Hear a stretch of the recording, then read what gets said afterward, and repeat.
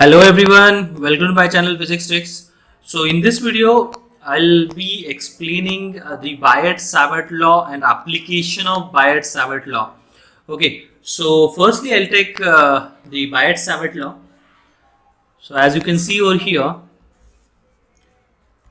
what is Biot-Savart law?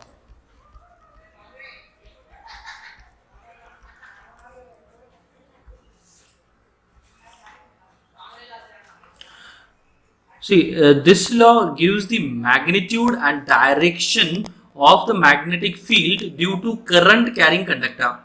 Okay, so if we consider the current carrying conductor like this supposed to be, right, and we have suppose this current, this conductor carries a current of I, and we want what is the magnitude of the magnetic field and the direction of the magnetic field at a position vector from the small element. I'll consider from this small element the dl bar at a position vector of p, suppose at a position vector of p, suppose, right. So this r bar we have, this is the position vector from this dl bar at point p, right. So the whatever the smallest element possible I consider over here, due to the smallest element, what is the magnetic field at a point P we have to calculate.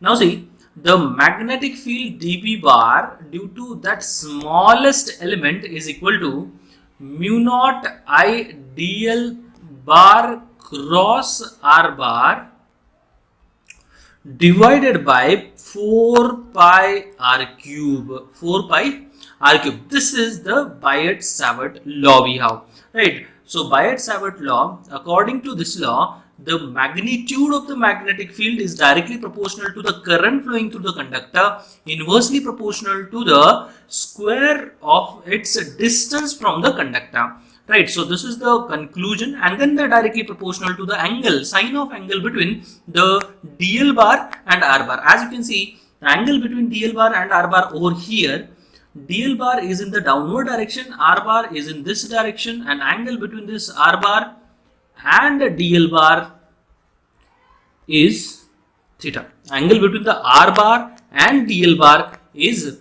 theta. So if you just wanted to take the magnitude of it, it will be mu naught I dl bar's magnitude we have to take, r bar's magnitude we have to take, into sine of angle between dl bar and r bar, that is sine theta, divided by 4 pi r cube. So this will get cancelled, and we'll have dB is equal to mu naught I sine theta divided by 4 pi r squared into dl. So I hope this is clear. So this is the magnitude which we have, and the direction is always calculated by using the dl bar cross r bar, right. Now for that you must know what is the cross product and how to take the direction by using the cross product. So for that I'll take one or two examples. So see here, example 1. If we have a bar cross with b bar, supposed to be a bar cross with b bar. So a bar I have in the leftward direction, that is towards the west, and b bar supposed to be into the plane. I'll consider into the plane. Now see, this is a bar we have, this is b bar we have, that is into the plane. So I'll just tell you the directions, right. So directions will be like this we have. So generally we'll consider the directions like this.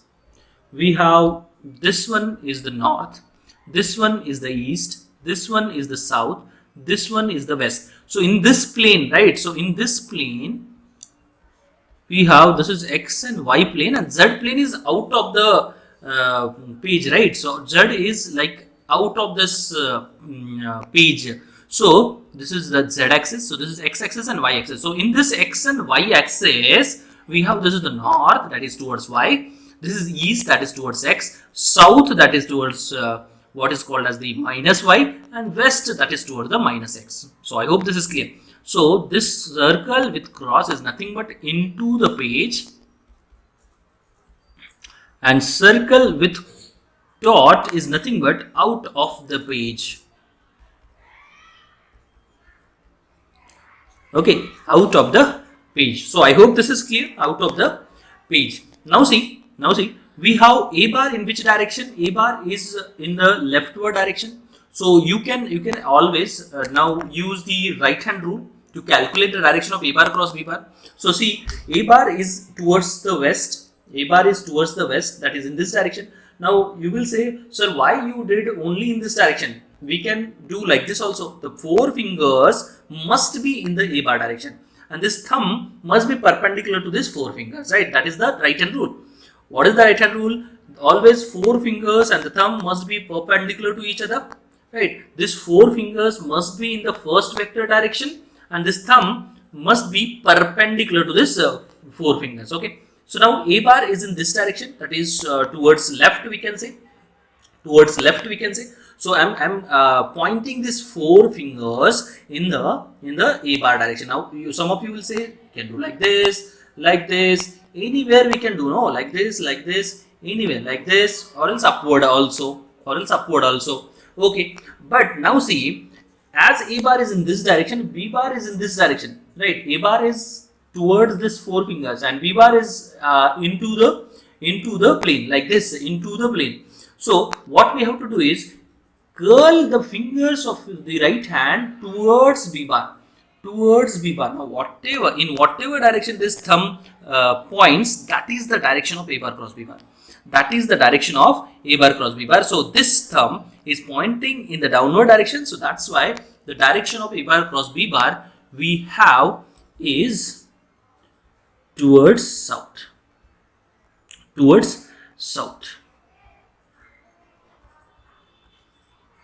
And that is the direction of a bar cross b bar.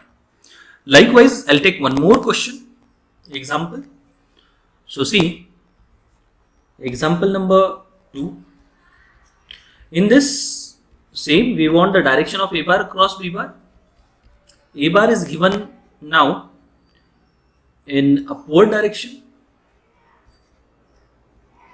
and b bar is given out of the plane. Now we want what is the direction of a bar cross b bar.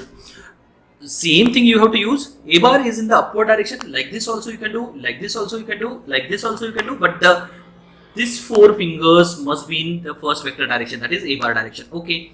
So a bar is in the upward direction. Okay, no problem. B bar is out of the plane. So out of the plane means we have to curl this finger out of this plane. Not possible like this, isn't it? So you have to turn the hand like this, so that this a bar in the upward direction, B bar is out of the plane, like this, out of the plane. That means we can curl the finger out of the plane now, and this thumb is representing towards the right. That indicates a bar cross B bar is towards the right, that is towards east. So this is a bar cross B bar direction. So I hope this is clear now. Now, what are the applications of this Biot-Savart law? Now see, this DL bar is in the downward direction, right? DL bar is in the downward direction, and R bar is like this. So curl your fingers like this. So this thumb is pointing outward, indicates at this point the magnetic field will be in the out of the page direction, right?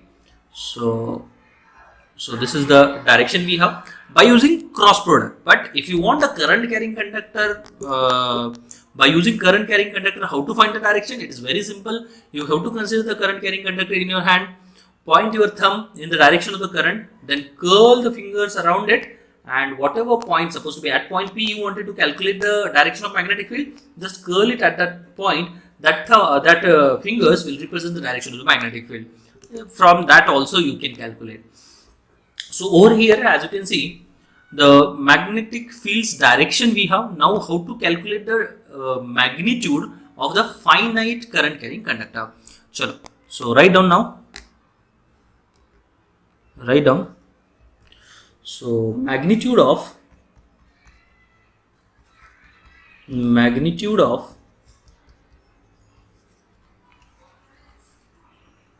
magnetic field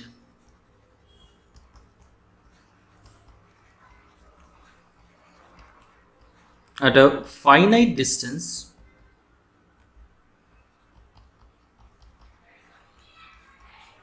of finite current carrying conductor.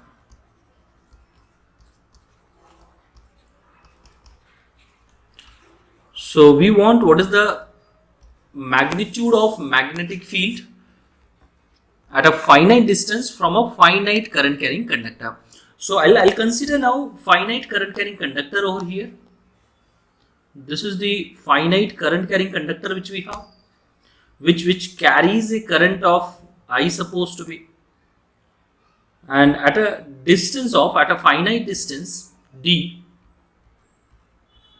we want what is the magnitude of the magnetic field. Okay, magnitude of the magnetic field. So over here, as you can see, the angle made by this perpendicular to the upper end is alpha. Angle made by this perpendicular to the lower end, that is beta, and the perpendicular distance is d we have, right? So we want what is the magnitude of the magnetic field at this point due to this point P, due to this current carrying conductor. Okay, so for that what we have to consider is, we have to consider a smallest element, because why we have to consider smallest element? Because the Biot-Savart law is defined for the smallest element, right? So as it is defined for the smallest element, so at y distance I have considered dy element, right? Due to this dy element, what is the magnetic field? What is the magnetic field? Dy element is in the direction of current, I consider. So at this point P, we want what is called as the magnetic field. So at theta, I have considered one dy element, and due to this dy element at this point, the magnitude of the magnetic field dB, the smallest magnetic field dB, is equal to mu naught I dl into sine of angle between dy and r bar. So I'll as of now I'll just write theta dash divided by 4 pi r squared. Now I'll write the expression over here. So the smallest element, due to the smallest element, the dB, the smallest magnetic field is mu naught I sine. What is the angle between the dy and r bar? As you can see, dy is in the upward direction like this, and r bar is in this direction. So, and this is the triangle which we have. This is theta, this is 90, this is 90 minus theta. So what is this angle? 90 plus theta we have.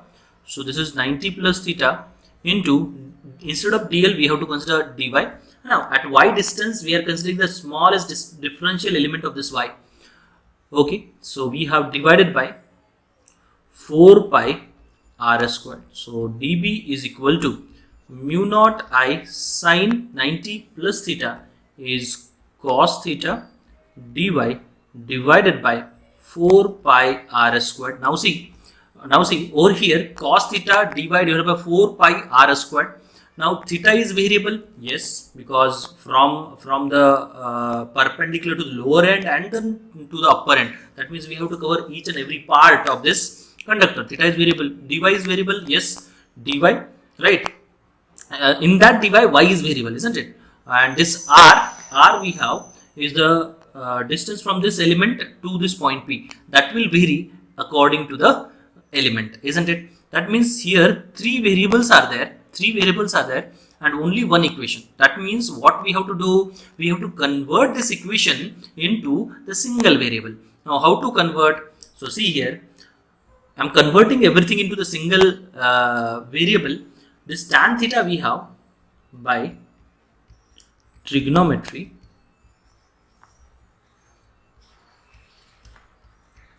we can apply the tan theta formula over here. Tan theta is equal to y divided by d. So what is y then? Y we have is d tan theta. So from this dy we have is d secant square theta into d theta. That is, we are differentiating the y with respect to theta. So we will get d secant square theta into d theta. Okay, y we got in terms of theta. Now r in terms of theta. How to get that? So see here, r square is y square plus d squared. है ना? This r squared is y square plus d squared we can write.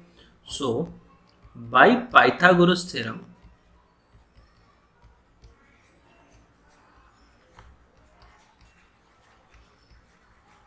we can write y squared is equal to r squared plus, r squared is equal to y squared plus d squared, isn't it? R squared is equal to y squared plus d squared. Now what is y? Y is d tan theta. So r squared is equal to d squared tan square theta plus d squared. So which is equal to d squared common 1 plus tan square theta. So we have r squared is equal to d squared secant square theta, because 1 plus tan square theta is secant square theta. So r squared we have now, dy we have now in terms of theta. So put in this formula. So we'll have dB is equal to mu naught I cos theta. What is dy?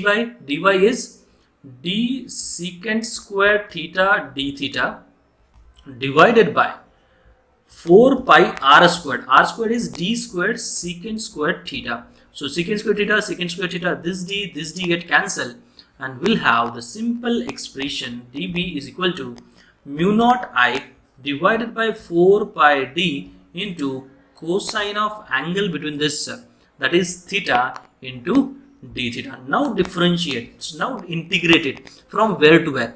From minus beta, that is from the lowest point is there in the minus beta. We are going in an anti-clockwise direction, right? Minus beta till the plus alpha, from 0 Tesla to b Tesla, because due to the most point 0 Tesla we have, and due to all the elements which we add, we have the b Tesla. So this is b is equal to mu naught I divided by 4 pi d into cos theta. Integration is plus sine theta from minus beta to alpha. Now take the upper limit and the lower limit and put in this expression, mu naught I divided by 4 pi d. Then we have sine alpha plus sine beta will get, right? Now that minus sine of minus beta is plus sine beta.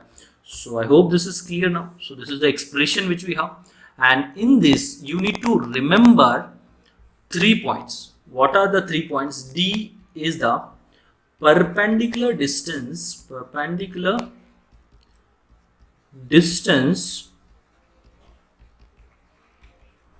from the conductor. Alpha is the angle from the perpendicular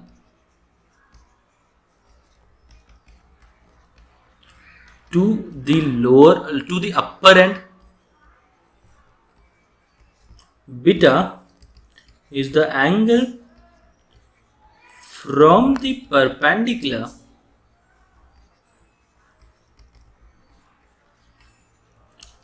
to the lower end. These 3 points are really very important. Based on this, I'll take one question. So see here, if they give question as like this is the current carrying conductor supposed to be, right? And this is given,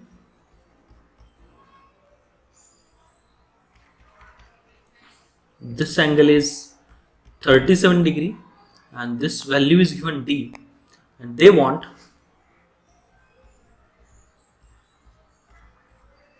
this angle also given 30 degree supposed to be. Now they want what is called as the this is the current I. Find the magnitude of magnetic field